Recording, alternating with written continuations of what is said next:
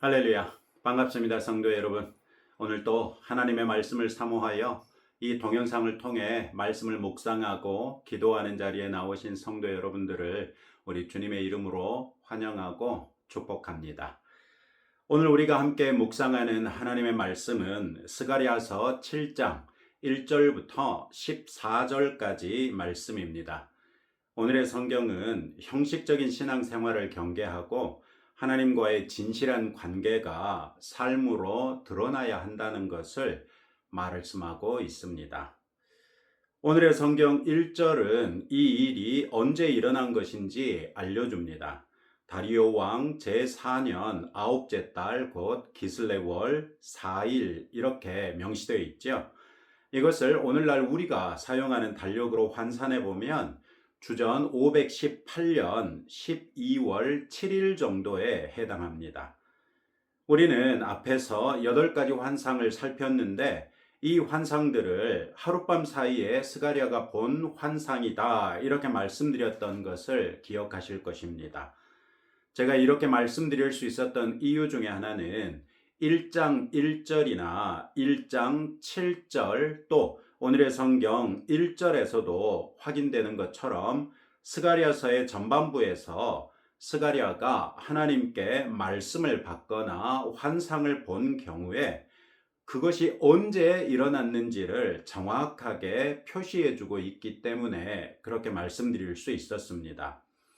오늘의 말씀은 그가 환상을 받은 때로부터는 2년 1개월 정도 지난 다음에 있었던 일이고 포로 귀환자들이 성전 재건을 다시 시작한 때로부터는 2년 6개월 정도 가까이 지난 다음이고요.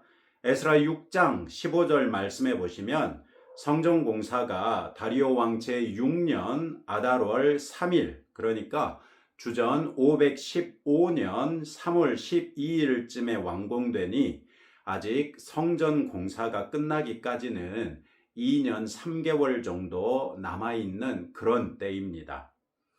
아무튼 주전 518년 아홉째 달 4일에 베델 사람들이 예루살렘에 있는 제사장들과 선지자에게 사레셀, 레겜멜렉 그리고 그의 부하들을 보냈다라고 말합니다. 그리고 그들이 문의한 것은 여러 해 동안 행한 대로 5월 중에 울며 근신하리까 하는 것이었습니다.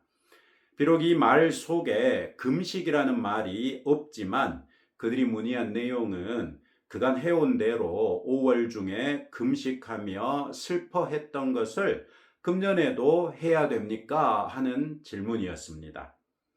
일부 신학자들은 2절에 사람이 단수이고 3절에서 그 사람이 내가 라고 말함으로써 역시 1인칭 단수로 표현하고 있다는 점, 또 만약 예루살렘에서 그다지 멀지 않은 베델에서 사람이 와서 5월에 있을 금식에 대해 문의하려면 3월이나 4월에 도착해도 되는데 아홉째 달, 그러니까 9월에 와가지고 다음에 다섯째 달에 있을 일에 대해서 문의하는 것이 부자연스럽죠.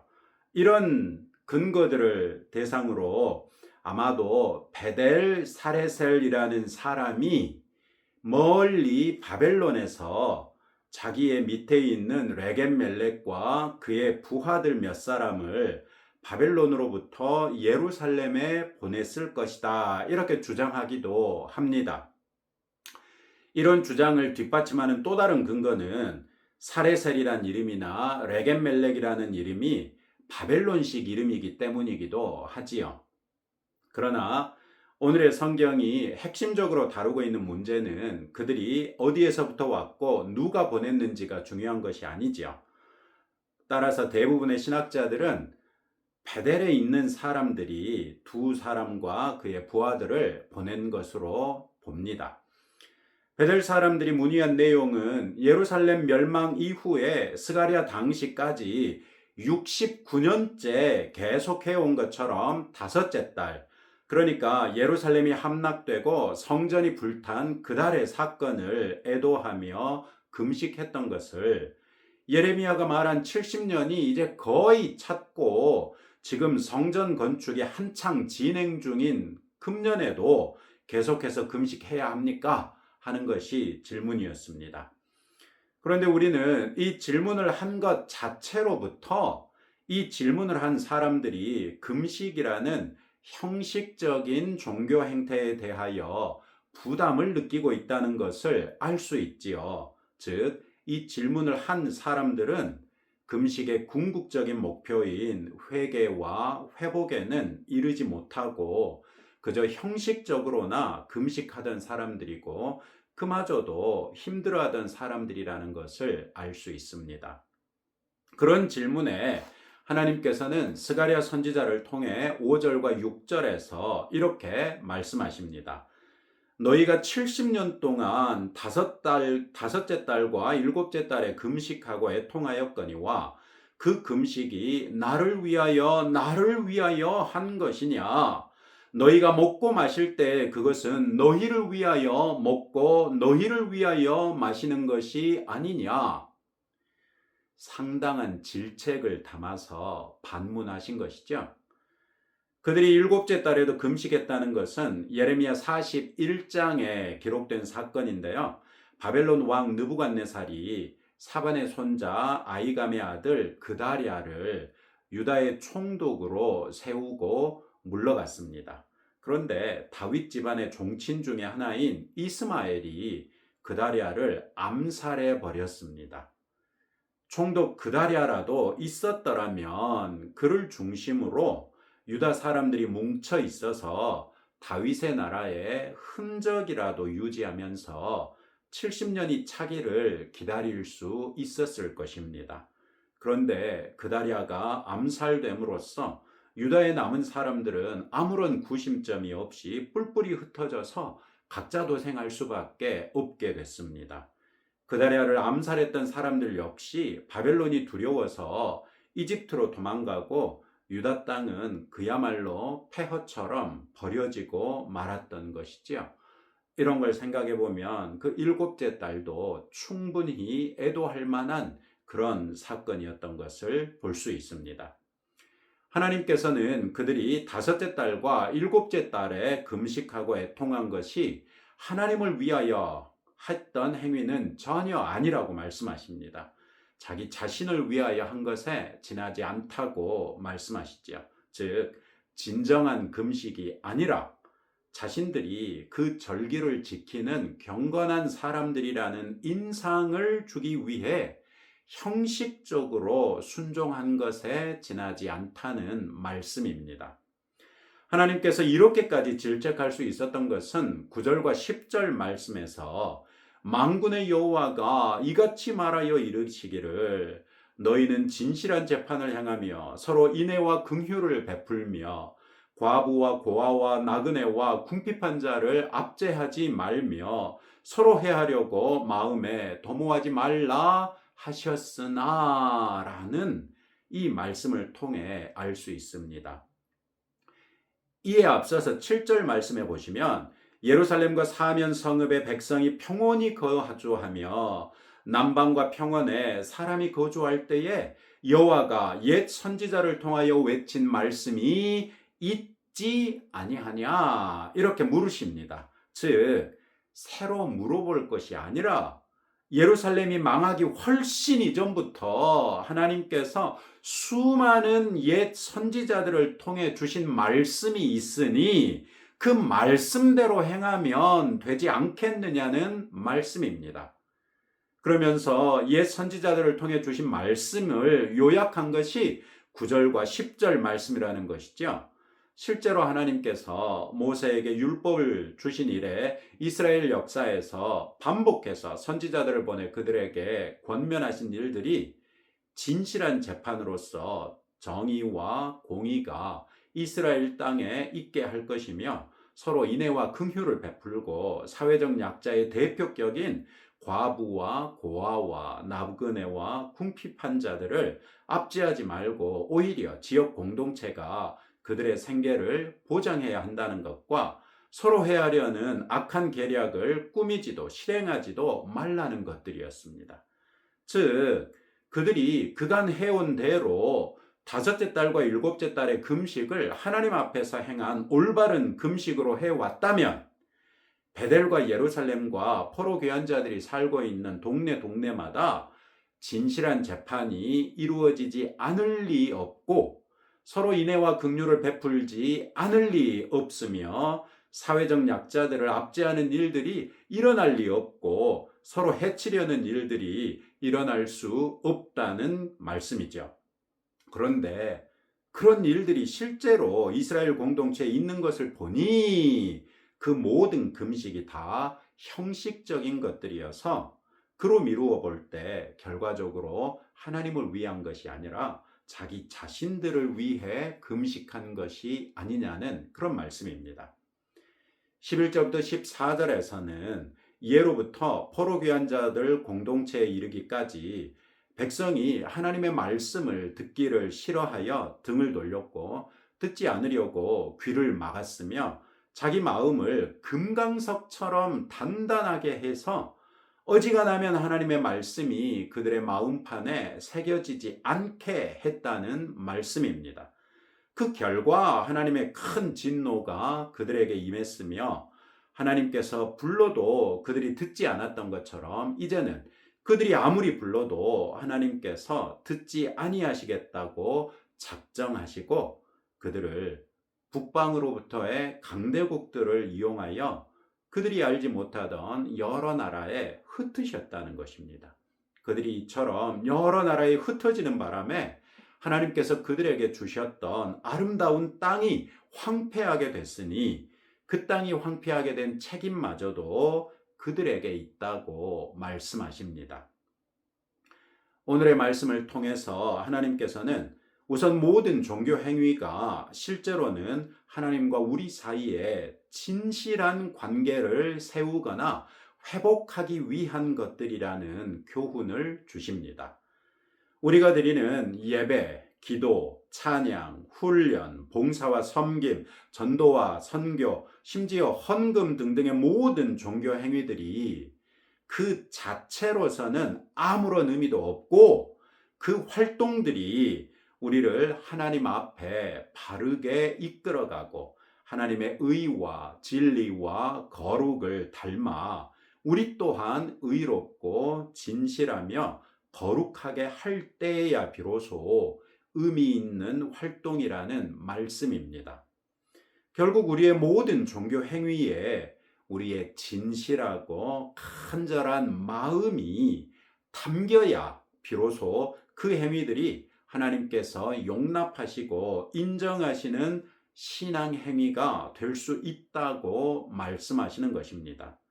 우리의 신앙 생활에 우리의 중심과 우리의 마음이 온전히 담겨 있는지 늘 주목하고 또 주의하는 성도들이 되십시다. 또 오늘의 말씀을 통해 하나님께서 우리에게 기대하고 요구하시는 것이 무엇인가?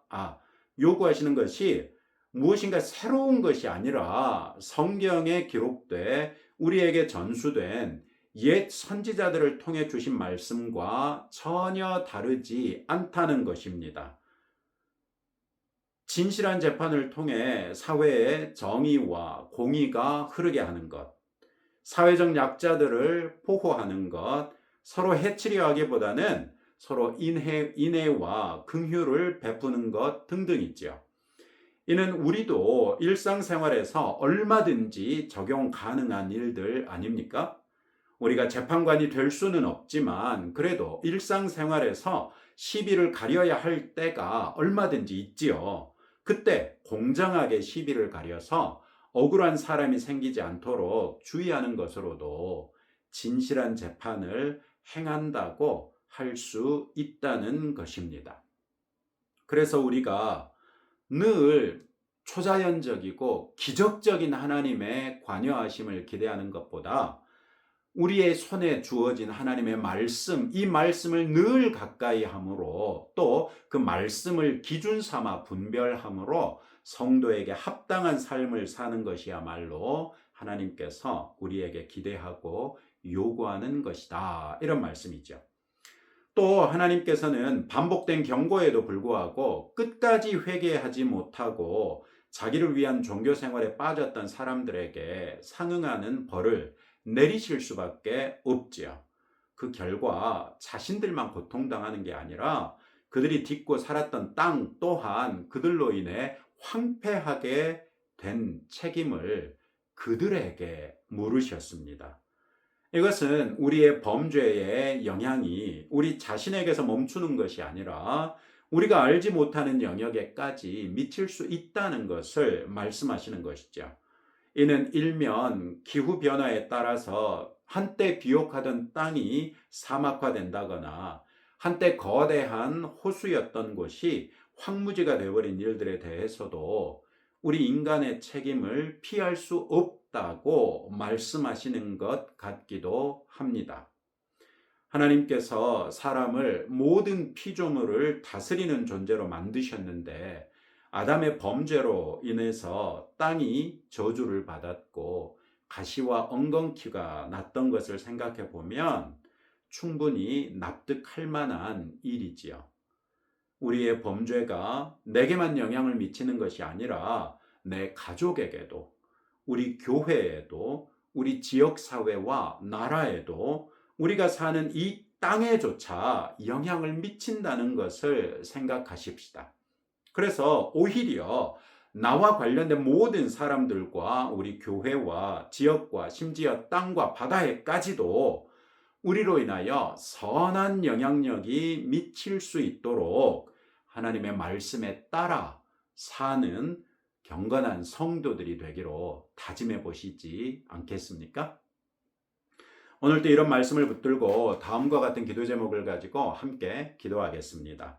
우리의 모든 신앙생활에 나의 마음과 중심이 온전히 담겨 항상 하나님 앞에 상달되도록 기도하시고 초자연적이고 기적적인 하나님의 관여하심보다는 성경 말씀을 통한 인도하심에 더욱 민감한 성도가 되어 말씀에 따라 살아가는 성도가 되도록 기도하십시다. 죄악보다는 선을 행함으로써 나 자신은 물론 내 주변의 모든 사람들과 우리 교회와 지역 등등에 유익을 끼치는 성도가 되도록 결단하고 기도합시다. 이제 내일 저녁 7시에 수요 예배를 대신해서 수요일 저녁 7시부터 우리 교회 창립 24주년 기념 찬양 집회를 합니다. 우리 나영아 목사님 부부도 함께 해주시기로 말씀하셨다는 말을 들었는데요. 참 감사하고 이번 기회에 오랜 동안 우리 교회에 나오지 않고 있는 기존에 우리 교회를 다니셨던 분들 혹시라도 이 동영상을 통해 묵상에 함께 하시는 분들 계시다면 내일 저녁에는 교회에서 뵐 수 있기를 바랍니다. 누구누군지 이름을 다 부르지 않아도 찔리는 바로 여러분입니다. 내일 저녁에 교회에서 함께 뵐 수 있기를 바랍니다. 우리 이 교회 창립 24주년 기념 찬양 집회를 위해서도 함께 기도해 주십시오. 함께 기도하겠습니다. 하나님 아버지 감사합니다. 오늘의 말씀을 통하여 우리의 모든 신앙생활에 나의 마음과 중심이 온전히 담김으로 항상 하나님 앞에 상달되는 우리의 신앙생활이 될 수 있도록 은혜 베푸시기를 원하오며 초자연적이고 기적적인 하나님의 관여만 바라기보다는 성경 말씀을 통한 인도하심에 더욱 민감한 성도 되어 말씀에 따라 살아가는 성도가 되게 하옵소서. 죄악보다는 선을 행함으로써 나 자신은 물론이요 내 주변의 모든 사람들과 우리 교회와 지역 등등에까지 유익을 끼치는 주의 자녀가 되게 하옵소서. 하나님 아버지, 우리 교회가 우리 나영아 목사님이 교회를 개척하신 지 벌써 24주년이 됩니다. 24주년을 맞이하여 하나님 앞에 감사와 찬양을 올려드리며 하나님의 그 영광스러운 임재를 우리가 경험할 수 있기를 원합니다. 또 이 시간에 우리 교회를 거쳐갔던 많은 분들이 함께 하나님의 은혜에 감사드리며 함께 모여서 찬양할 수 있는 귀하고 복된 시간 되기를 감히 원합니다. 하나님께서 우리 성도들의 입술을 통하여 그분들을 초청하게 하시고 그분들이 우리 교회에 함께 와서 하나님의 거룩하신 이름을 찬양하고 그 가운데 우리 가운데 임재하시고 계시는 하나님의 영광을 풍성하게 경험하는 복된 찬양 집회 되게 하옵소서. 찬양을 인도하는 우리 안재건 목사님과 그 찬양 팀에게도 하나님께서 위로하여 주시고 함께 하시며 하나님의 영광 중에 성령 충만하게 하사 우리에게 참으로 복된 시간 될 수 있도록 은혜를 더하여 주옵소서. 예수님 이름으로 기도합니다. 아멘. 네, 우리 성도들이라면 누구에게 초청장을 보내야 할지 아시겠죠? 내일 교회 창립 24주년 기념 찬양 집회 꼭 혼자 오지 마시고 누구라도 데리고 나오실 수 있기를 바랍니다. 또 여러분들의 기도 제목 가지고 하나님 앞에 나가실 때 하나님께서 여러분들의 기도에 응답해 주실 줄로 믿습니다.